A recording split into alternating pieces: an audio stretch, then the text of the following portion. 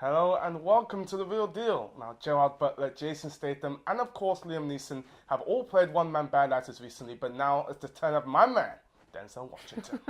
The veteran actor reunites with his training day director Antoine Fuqua in The Equalizer, which sees Washington's retired government agent Robert McCall leap to the defense of Chloë Grace Moretz after she's been beaten up by Russian mobsters. Here's a clip. My body. What do you see when you look at me? What do you see when you look at me? It's too late to start over. This is the only thing I know. So this film It's nuts. I liked it. But I'll start with why I liked it. Denzel Washington, my man, is a badass. And he sort of takes names and kicks ass a lot in this film. If that's what you're after, if that's what you want to see, there's a lot of that. Yeah. There's one particular scene where he's sort of, the first one where he's in the room and he just takes out a whole room of Russian monsters. Oh, that is impressive. That is awesome.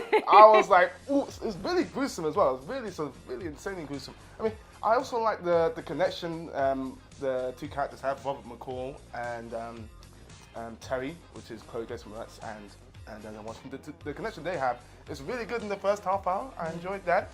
I also enjoyed that, the film starts with it really starts unexpectedly. It starts with a Mark Twain quote, which, if I remember, says something like, the two most important days of your life are the day you're born and the day you find out why.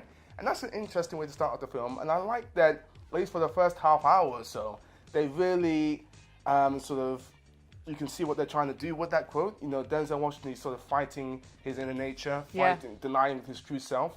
And I like that they sort of address that. I like that. I like the first quarter of this film. Okay. Yeah, I think when he went crazy on every Russian mafia member's arse on the East Coast of America, it turns into the Bourne identity, the dad years. At that point, I have a few issues. But let's talk about what I really liked about this as well, because I did like elements of it. Denzel, this is man on fire too. You were on fire. Who would have thought a man of your age could really kick some butt? Yeah, he's a badass. And you are giving Liam Neeson a bit of a run for his money when it comes to things like Taken. Look, that's great. Chloë Grace Moretz, up the volume a bit. You're so sultry. I didn't mind. I thought she was good. Fine, but nothing special. I like that he's just trying to do this undercover. You'll never go to B&Q again after watching this film and not look over your shoulder thinking, who's gonna kick some ass. He does find some inventive uses for stuff. Like I said, that first fight scene, all I'm gonna say is corkscrew. But you remember what he does? My gosh, jeez, literally, it was like I felt like I was watching the Raid 2 again. I was like, ooh, it is pretty full on. Listen, it's good in parts. I think there are elements that will really appeal to the guys for this film. This isn't really a girly film. I'm not the overly girly girl in this, but there's no romantic comedy. There is no rom-com in this.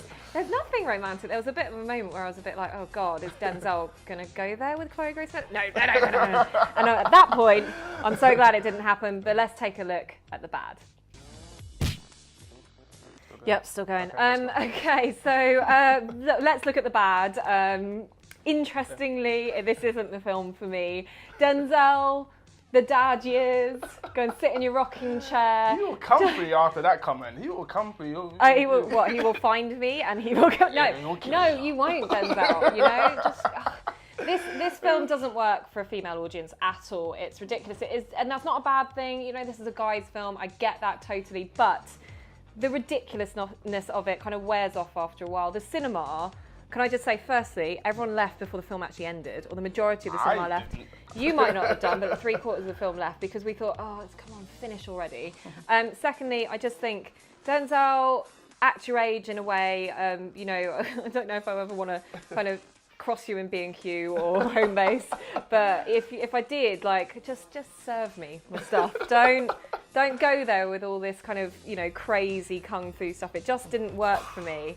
It made people I think people were laughing at this out of the ridiculousness of it, not about the fact that it was just genuinely funny. I don't think it was trying to be funny. There's some unintentional funny parts, and it does get a little bit more implausible as it goes on. I mean, the guy goes to his CIA pals to get information on the dude. I don't know. Who had the most amazing house, by the way? I know. I kind of want to join Homeland Security if I live in a house like that and get flown in by helicopter. That's ridiculous. No, there are a couple problems. I mean, Denzel Washington's character is almost too badass because there's nobody who can really challenge him. Nothing that can really challenge him. Yeah. His walk away from an oil tanker. Cool guys don't look at explosions. No, everyone has to have but it. the heat from the explosion would have swept him, technically flying, right? But he was like, no, I'm just swaggering away from this oil tanker that I've just blown up half of New York with. It's fine, or wherever he was. And also Chloë Grace Moretz's character, who I say I really liked.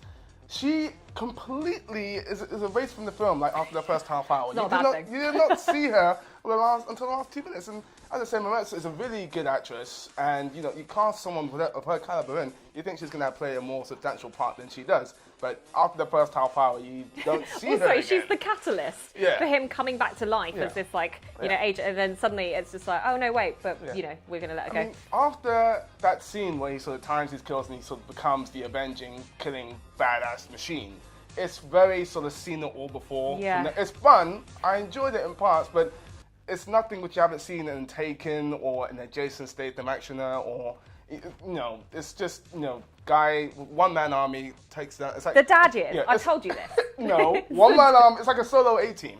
It's basically what it is. And I enjoyed it for those, but it's just generic, too formulaic after that bit. This isn't going to be something that you're going to remember. You might enjoy it on the day, but you're not going to remember it. But let's give them the real deal. Let's do it.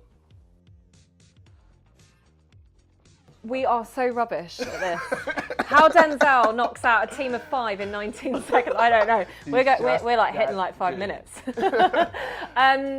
Real deal on this film. I think we've slightly got differing views on this.